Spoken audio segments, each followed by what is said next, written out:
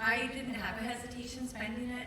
I didn't have the extra, but I plan on getting the extra at some point in my life.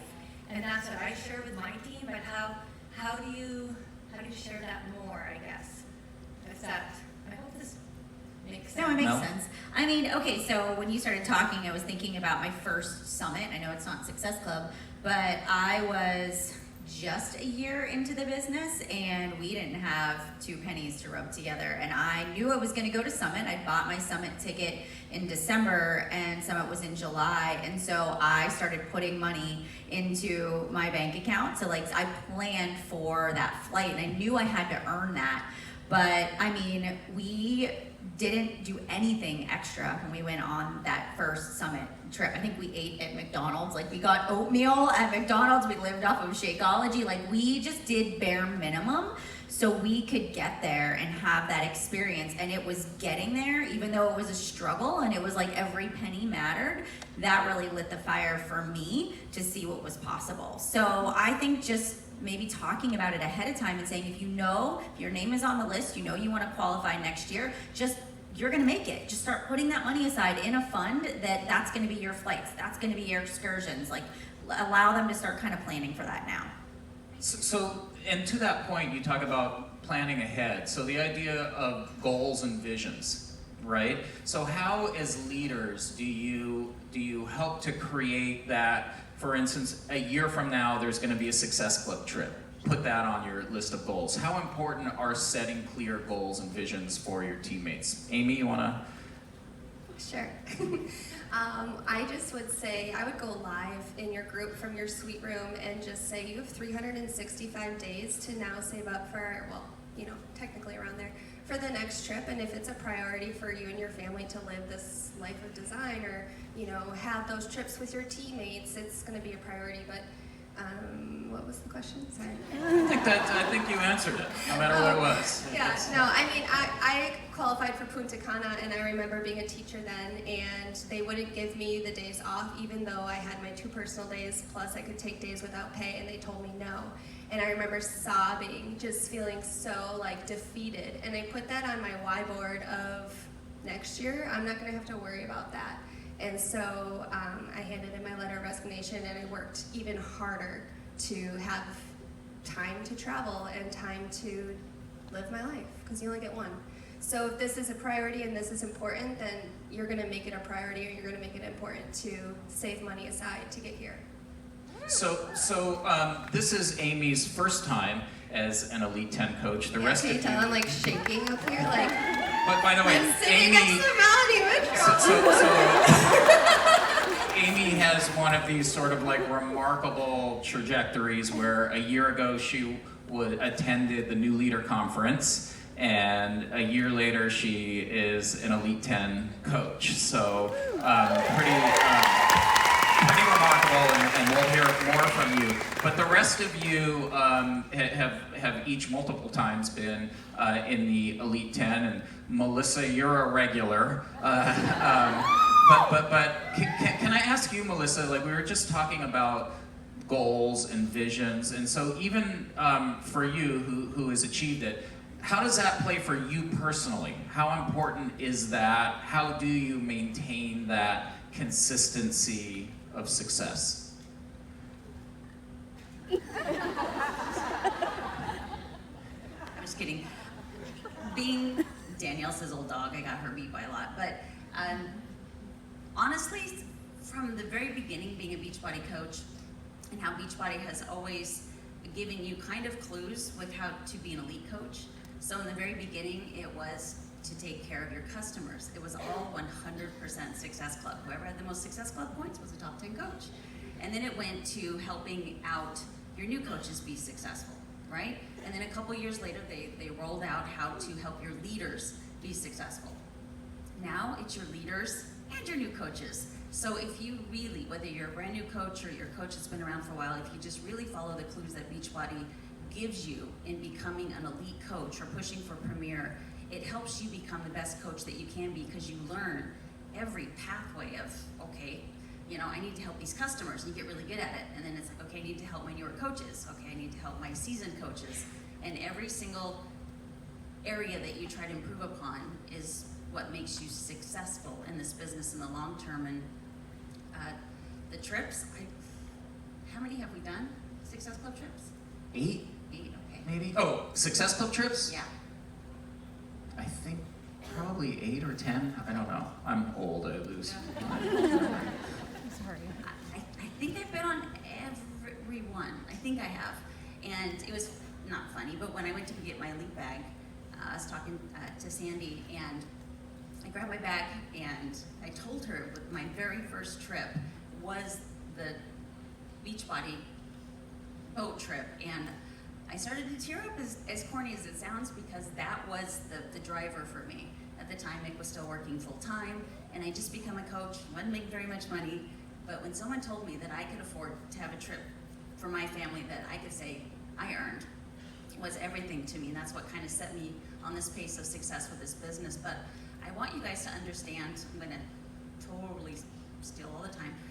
Number one is when you asked about getting your coaches to pay, to want to spend the money to be here. It's no different than coaches that want to work it. The coaches that really see the value in it will, see the potential of being here and how it will really help your business. And also somebody that asked, how do you use this to push your business? If you just brought one family member, or you brought a coach with you, or you have a friend that's on the ship with you, just share the excitement that that person has being there with you. Because what's going to happen is these other coaches that aren't here are going to be like, I would love to do that for my husband. I would love to bring my child here. And sometimes they won't do it enough for themselves, but if they see that potential to do it for somebody else, they'll push really hard. That's a great answer. How about any more questions from, any other questions? We got one over here. Or, you got one, Jeff? Yep, we got one. Okay. All right. Good morning. Eric Medina, Active Duty Air Force. Just taking my time with my leave I have off. Enjoy the trip. Only get a few weeks of the year, so I'm excited to be here. So my question is, in the past, we're talking about elite, talking about new coaches. That's the focus. In the past, we gave new coaches some hands-on training. Now we're finding out that even more hands-on training, kind of getting down in the trenches with the coaches, helping them with templates, how to speak to people, even doing like role plays and stuff like that, teaching them how to speak to people properly, seems to be effective. Does any of the coaches on the stage have like in-depth hands-on training that you actually do, or do you give them more like 30,000 foot training, like high-level training, and let them work through it? I'll say something really fast. There is no right or wrong way, first of all. I think you're going to find multiple ways that people learn. But what I will say is this. I am trying to create CEOs, not employees.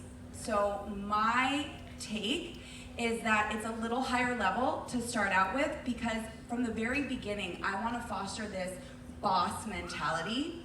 An employee says, tell me what to do, when to do it, how to do it, where to do it, and how long to do it for. A CEO says, get out of my way. I will ask you questions when I need help. So for me, and again, no right or wrong way, but I have some really successful leaders, I feel like, in the company, and that's not because of me. It's because I ran really, really fast and was always there to answer their questions. So if somebody has a question, I will get down in the trenches with them, but I don't start out that way because I want them to be self-sufficient. I want them to know that there's 3 things: Google, YouTube, and the FAQ.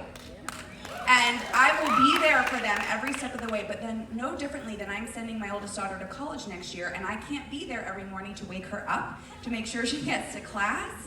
I want to grow leaders who can become independent. And so for me, it's a little higher up. And then when they show me that they can be self-sufficient, I'll get deep down in the trenches with them. So I'm kind of in between that. So I do, we have, when you come on our team, you've got the big training. It's like, here you go, do it. But I do kind of split that in 2, because I do, every month I have, my team does really well with, we're a very like lovey-dovey community kind of vibe. That's just how we are. I'm not as CEO and like super awesome badass like this. So I'm like a lot more soft-spoken. So for my team, every month, I put them in, I have some little pods and groups and mentorships that are smaller that run for a month. So like I've got new coaches. The one thing that I found on our team, our new coaches really struggle with just doing their stuff, just doing what they need to do. So this last year, over the last couple of months, I have started doing some more just close-knit groups and mentorship of them where they're still doing their training. We're not talking about that, but I'm just literally forming them into being a successful coach by encouraging them and giving them just check-ins every single day. Like, because it's so easy for me to be able to see and be able to help them and kind of take the ones that are doing their vitals every day and actually doing their personal development, actually working out and doing shake and drinking their Shakeology and posting and doing, you know, all the things that we talk about. So it's a very basic, just small knit group, and after 30 days, they're on their own and they are moving on and they're forming their own groups and forming their own pods or whatever they need to do. And then in the same breath is with leaders. I found that some of my best leaders have come from really small knit groups where we've just kind of dug down deep. It's not necessarily an extensive training. It's more they just need that small, close community to connect with, to just encourage each other and keep spurring on the things that they already know that they need to do, but it just feels more secure when you have somebody else to share. This is really working for me. This is not working for me. We're all struggling with this. Okay, so this is a big topic. Let's talk about that. But again, it all starts from a training that is self-sufficient, self-motivated, and then I do have some more specific groups, and that really works for our team because they really thrive on that small connection. So Melanie, I was going to say you're a training queen. Yeah, I mean that's what I love. I do.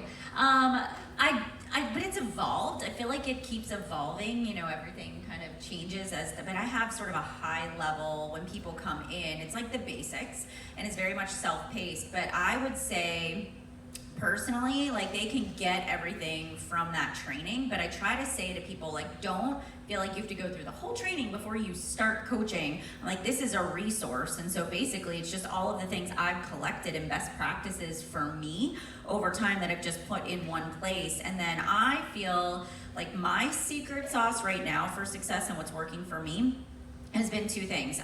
Anybody that's a new coach or wants to jump on every single month, I start this like new coach training call, since it's every Monday at 12 noon, and I go through the same 4 topics every month, like how to launch your business, you know, how to get your first 3 people, how to handle objections, how to start a challenge group, you know, all like those basics, and I just rotate that. And so I find that for new coaches especially, just having that weekly Zoom that's really focused on what they're going through has helped. And then anybody new that comes in, I have a group message thread, and it's cool because they all help each other out in there now too. So I would say that's great. And then the other thing is I kind of listen to what my team is saying, and we have the ability to set up like learning units in Facebook.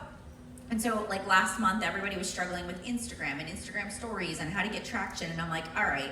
So I just went in every day and did 5 minutes live and saved it. And I just made like an Instagram unit in there. And so I think as for us, instead of just constantly creating more, just like feel people out, add it to your resources, and then you can just build your library. And as a coach, even if you're, you know, if you're a year into the business, you can start your own resource library now. And then, like Danielle said, the runners are gonna come in, they're gonna go straight there, and they're gonna do it, and they're gonna go with it. So I think just finding your balance and what works for your people. Amy, were you gonna say something? Well, I mean, I wish I had my notebook so I could be writing stuff down. But I always love the quote that Doug Moss shared with me from, I believe, Jeff Hill. And he said, it's the start that stops most people. And so with that mindset, every new person that you welcome into your coaching group, it's like, okay, I know this is overwhelming, accept that it is, but it's such a blessing that we work for a company where we feel overwhelmed by the resources, right? And then you have your upline, and you're allowed to give them what they want. But again, it's what they want. And you need to kind of paint that vision, but at the same time, you can't work a business for a coach. And so what I do every month is a business builder basic boot camp. And if they want to really learn the ropes of the business, they can add themselves to the group. there's a daily video or task to do, whether it's Instagram or here's how to edit a photo, or hey, make sure you're standing in front of a window when you take a photo, right? So just the really basic stuff that people might spend 45 minutes crafting a post and you want them to spend 3. Because in that power hour, if they're spending 45 minutes on a post, that's just not gonna help them find people and invite people and change lives. So you really want to get that little tiny tasks out of the way, and that's the group that I can do it in. And then I have my coaching community where, you know, I say if you're not hitting Success Club, then you're a discount coach, and you know you could be doing this for the hobby, and that's amazing. But if you are ready to run with this, like hop on over here, and then we'll do some really diligent training. And then they're in charge of updating their spreadsheet, and so I could see if they're not checking in, if they're not doing their thing, I can message them and say, let's talk about your goals again. What is your mission out of this? What do you want to accomplish? Where do you see yourself in 3 years? And then we can really have that heart-to-heart. And I love the simplicity that you broke that down, because Kim and I talk a lot about the fact that sometimes it's really easy for people to just dive into endless training and spend hours and hours reading and researching and feeling like they're being productive. But the reality is it's the action that makes them productive. And so being able to just get people into action is really key. That's a lot of what Kim is working on with our Success Club system to, you know, highlight the activities that people need to be involved in. How about another question? Carlos? My question's along the lines of PD. So I'm just curious what you guys do, or like what your favorite PD is as a leader, and then what you recommend to your coaches. Go down the line. So personal development is personal. So I might love a book and you might hate it. So first of all, I give you permission to not finish a book you don't love. Like, release the fact that you have to finish a book if you don't love it.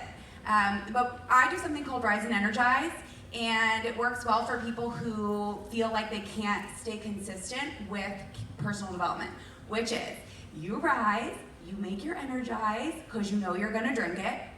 It takes 15 minutes to feel the tingles. While you're waiting for the tingles, you read. And then when you're done reading, you go press play.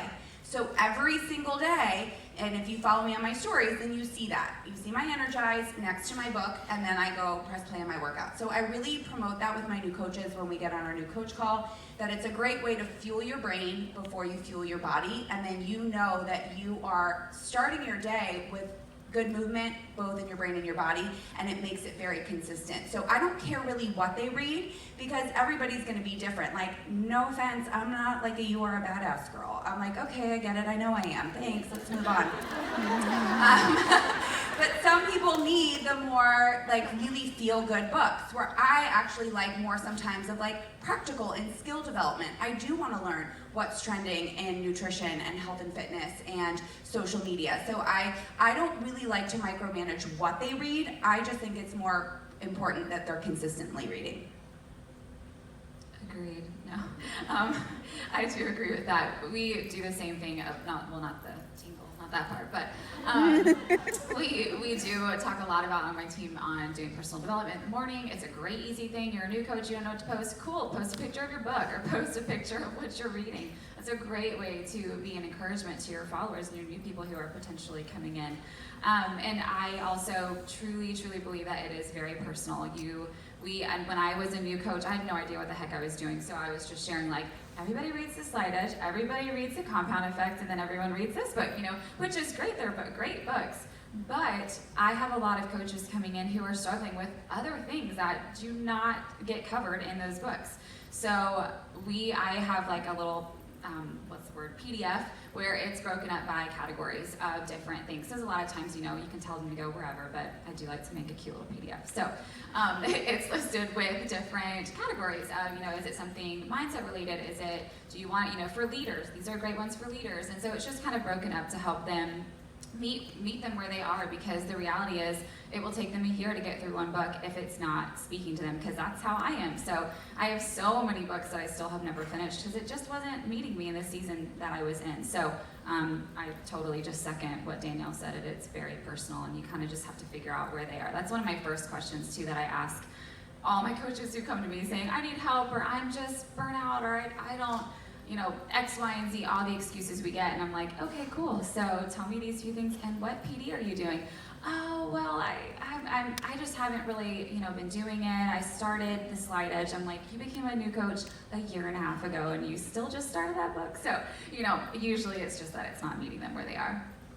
I agree with that. And you mentioned actually implementing stuff. And I think that if we're, as coaches, we love this idea of let me collect this training and let me collect these books, and they just collect dust.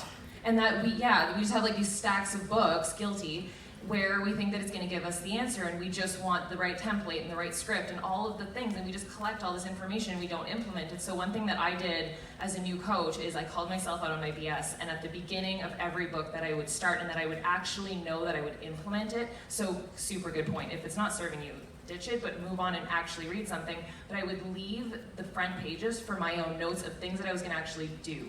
So I would pick one thing from that 10-minute PD that day and actually implement. And the other thing that I understood really early on was double down on the stuff that I loved, that brought me joy. So I would go through seasons in my business where I wasn't really good at communicating. I would suck at doing video. I was really, really shy as a new coach, so I knew I needed to, I know that's hilarious now.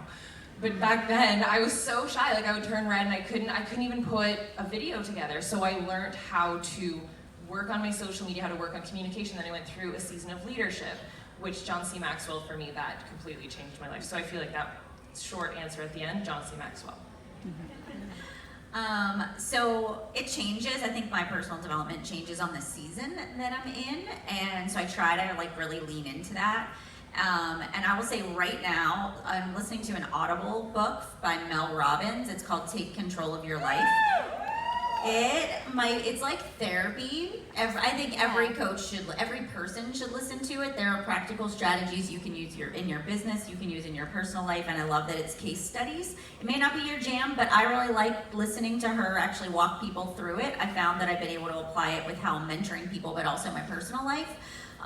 The other two books that I sometimes go back to books that I've read before. And so I pulled out Brendon Burchard's High Performance Habits. And sometimes I just flip through, if I'm looking for something to I'll just sometimes flip. So that one's one that I've been rereading. And then I listened to the Rise podcast with John Maxwell the other day. Excellent podcast episode. And then he talked about every single person should read it's Invaluable Laws of Growth. It's the green book. I have it on my shelf. And I went back to that and I was like, everybody should read that book. It's so good. And it's even just to pull out some of those principles in there. I would say some of those are what I'm really listening to right now. What was the name of that one again? It was Invaluable Laws of Growth. It was the green book. I'm pretty sure that's the name of it. If you can't find that one, any green book. Yeah. Invaluable Laws of Growth.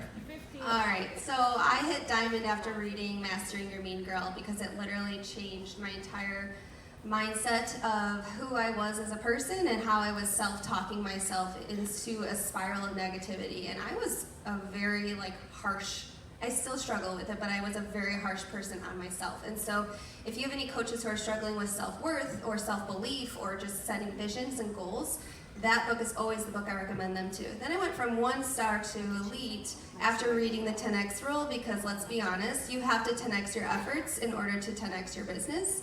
And then I went from elite to superstar within a year after reading the 12-week year because it truly changed. It was like one chapter that changed my mindset to why are we waiting until November, December to push when we should be pushing every end of every quarter like it was our business depended on it.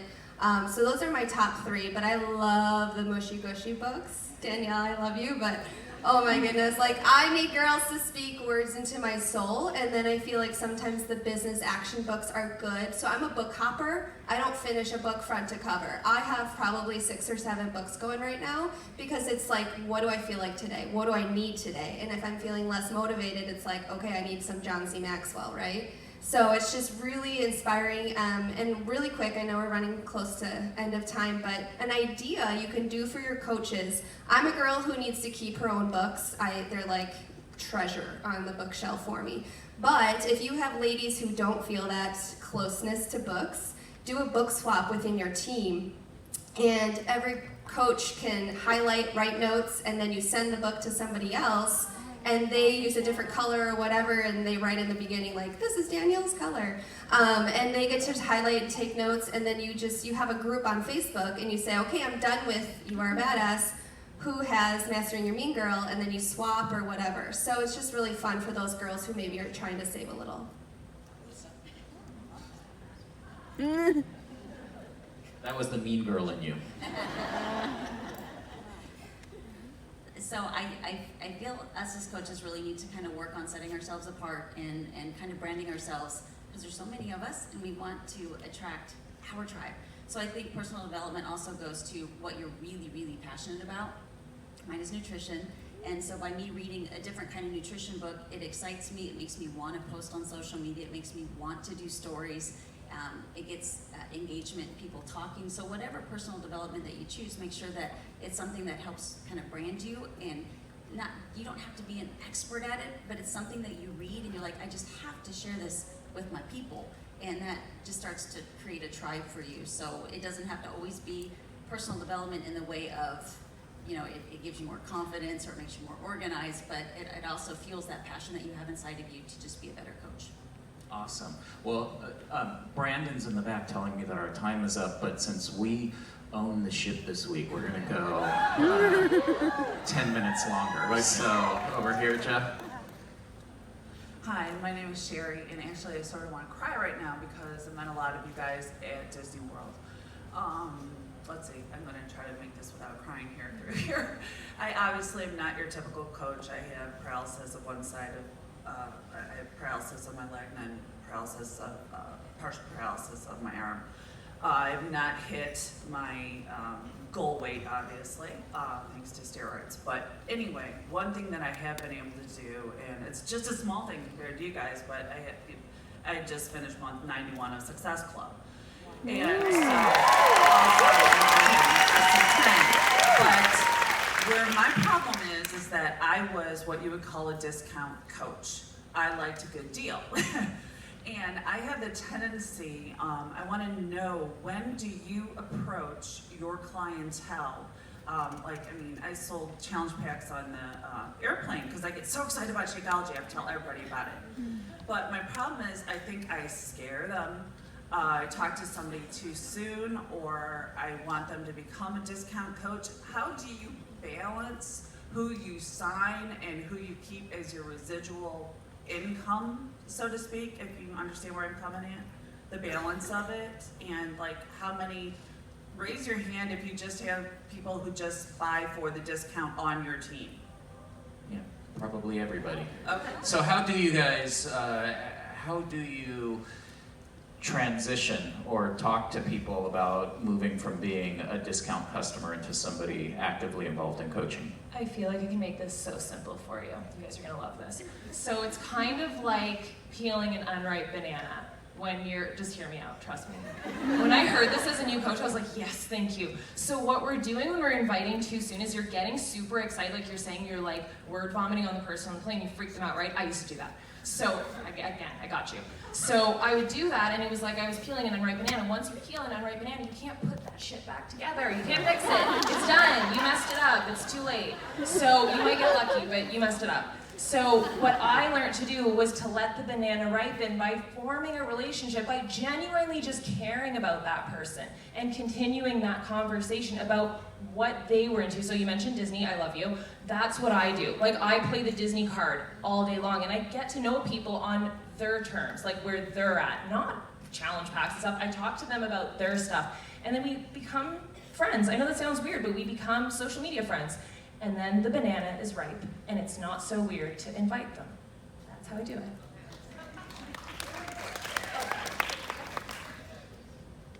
I just forgot what I was gonna say there. Well, yes, all of the yes to that. But also, I don't play God. If my upline, I don't know if she's in the room, but if she had not offered me the opportunity, whether it was for the discount or not, I wouldn't be sitting here today. So I do not play God. I offer it to everybody. And my top leaders in my business all came in just for the discount. And here's what I feel. If you are going to drink Shakeology, you are going to drink it longer if you're paying less money for it.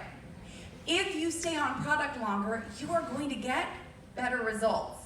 If you get better results, people are going to come up to you and say, oh my gosh, Julie, you look amazing. What are you doing? And then all of a sudden, Julie goes, oh, maybe this coaching thing isn't so hard. So for me, I offer it to anybody. I do not want to prejudge. And if somebody tells me, no, I want to do it as a customer, okay, cool. I always tell my new coaches, like, if you can sell a challenge pack, they're not going to tell you, if you say, hey, how do you want to order it as, customer or coach, they're not going to go, oh, never mind. I'll just stay overweight and unhappy. No, thank you. Like, they already committed to a decision. You'll just go, okay, cool. So I offer it to everybody because I firmly believe in my heart, if they stay on product longer, they're going to get better results. If they get better results, they're going to see how easy this whole coaching thing is. And next thing you know, you've got your next superstar elite coach on your team. Okay, I remembered. Sorry about that. I will say that I really just I kind of meet people where they're at. So if they come in and they want to do a challenge group, I set them up with a challenge pack and they sign up as a customer. If somebody comes in and gives me a price objection, I'm absolutely going to say, if you can find 3 friends, you can actually get your product paid for, and then you can all come into my group together. So that is a strategy that I use. But I am constantly talking about the business opportunity on my social media. And I see my challengers in my challenge groups liking those posts or commenting, and I'll invite them, right? I'll talk to them. I see people in the challenge group that are engaging and that are helping other people out. I immediately reach out to those people and say, you would make a really great coach. Have you ever thought about this before? I'm always sending emails or messages and letting my customers in my challenge groups know when I'm doing a sneak peek or a business opportunity call. So from the time they come in the door, whether they're a discount coach or a regular customer, they're getting exposed to the coaching opportunity, and I'm weaving that into everything that I do. So I sort of do both, but I try not to overwhelm people, because I remember as a new coach sort of being like, oh, you're interested? Oh my gosh, okay, you need a challenge pack, includes this. Oh, and you can sign up to be a coach, and then you can get $60.90, so I think you do overwhelm people. So kind of feel them out first, and then just decide where they fit. Yeah, decide where they fit based on that. Okay, so we're gonna do one more question, but before we do that question, I'm gonna just give you some advance warning. I'm gonna at the end, I'm gonna ask for a little pearl of wisdom from each of you in 30 seconds or less. So be thinking about it now. Okay, one more question out here. I see one over here. Or you got one?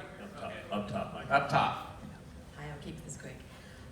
Just a question, ladies. I have like a couple coaches. They're the runners, and they're go all in, and then all of a sudden just something switches, and now they feel like they're product pushers. So how do I bring them back? I don't know if that makes sense. Does that make sense? So ask the question again. Just a couple of coaches and like all in. Stand up, because we can't see you. You just sound like a voice. Sorry. Okay. Yeah, just a couple of coaches. They're all in products, doing it, and then selling their challenge packs, and then all of a sudden just something switched, and they feel like they're product pushers now. So they lost their confidence as coaches that they were. Yeah. Okay. So the people that feel like they're just in the groove and then they fall out. I mean, I kind of have a question for you. So, well, not really. I'll just answer. Okay, so I usually on my team, when I have girls that do that, it often is that all of a sudden, all they are posting about is Shakeology and a workout selfie. And so then they feel like they have become salespeople, and all they're sharing about is product. And they start, as you start to get more and more successful and you do sell challenge packs and things like that, it can, in the beginning, you feel like, oh my gosh, it's working, so all I gotta do is just keep posting a workout selfie and a workout and my Shakeology and my personal development. And then you lose that aspect of sharing you. You lose that connective tissue with your whole entire network of people that are following you for a reason. So when I have my coaches that come to me and say that, we often go back to the beginning, and I remind them of all the cool things about them, all their hobbies, their family, the things that they love, and I really challenge them to can start sprinkling that back in. You know, people don't want to see Shakeology in a shaker cup every day, and they don't want to see you posing like this every single day. They don't want that. So not that you have to be a crazy awesome Instagram blogger, but you do need to share other things that people connect with you on. Most of the things that I share now are very much just kind of like a blog style. Yeah, you'll see a workout pose or something, but it's more about what I'm talking about behind the picture. And you're getting a lot about, I love being a mom. You get a sense of every single thing that's important to me, all the things that I have as hobbies, my friends, my values, my morals. You get that in every single thing that you share. So I think often when I have my coaches that come to me and say that, I remind them, and we go back and we do an audit of their social media, and you realize that, oh my gosh, girl, you are literally only posting Shakeology and workouts. You've got to get back to sharing you, share your story so much more, because that's when people start to connect with you and they continue to follow you for all that stuff. Then you can add your little jabs in of joining you for different things, but they're getting that whole glimpse as you're sharing in other stuff or in other ways. Question, I would ask that those coaches, what happened? Ask them what switched. Like, did somebody make a comment to them that set them off? Did somebody say that they were a salesperson? Did somebody make fun of them there was something that triggered that response. And I think having a conversation too, or maybe they've gotten so many objections that they've got a little bit defeated. So I think I would maybe have more of an in-depth conversation and just say, help me understand what changed. You were on such a great role, you were doing such an amazing job. Like, was there a situation that occurred that made you pull back? And I bet you can get to the root cause and address it through a conversation too. I was gonna say the same thing. Like, you're breathing life into something that you've labeled yourself as a product pusher instead of a freaking life changer. Like, that would be such a better label than kind of diving in deep. And I've been there where you're like in this downward spiral, and then you go there with your team, and as a leader, pull them out of that and relabel it as something else. And exactly what you said, it's what you're sharing. So there's something that did trigger that, but I think that it starts with the label. Amy, were you gonna say something? I was just going to say, it's probably because it's taking too long for her to see that level of success she's probably trying to achieve. That could be one of the reasons, not the only reason, and she might have lost her why. So just like revamp that, hey, let's recreate this vision and your goals, and let's talk about this. And one of the analogies I love to say is we went to school for 4 years of college to get one piece of paper that told us we're going to be good at one job. And so if you're only in Beachbody for 3 months and you're feeling frustrated, like, we have to take a step back and realize when you're building that business, it's going to take time, and you have to show up every single day. And that moment that they take that foot off the gas pedal, it's like they have to catch up again. So you just have to keep being that motivator and that encourager, and remind her, tell me again why you started. Tell me again what you love. And also go live and just speak truth to your team. If you reached out to 100 people today and you got 99 no's, but you got one yes, and that one yes can now be off her high cholesterol medication, or she could no longer be classified as morbidly obese at the doctor, or she could play with her kids after work instead of laying on the couch exhausted. Like, would all the 99 no's be worth it? Heck yes. And so just keep pushing through, because the peaks and the valleys of this business are so, like, one day you could be at the highest of the mountain celebrating the crap out of your team, being so excited, and then the next day something happens and you're like, oh my gosh, what am I doing with my life? Should I really be a coach anymore? And then the next day you get this message from a challenger. Like, it's literally, that's where PD comes in. And if your mind isn't packed full with how influential this group of people is right here, like, we just need to celebrate that every single day, and just be there for your girls, and it's going to happen, but you have to be their biggest fan. You should have saved that for the words of wisdom. That was my words of wisdom, so I'll talk to you guys. All right, we'll excuse you. Anyway, we're going to wrap up. This is our high-pressure speed round of wisdom, and Melissa, since you are one of the most wise people that I know, you start. Go. You just called me old. I said you were wise. Okay, so the lady on the other end, Miss Danielle Natoni, is my success partner.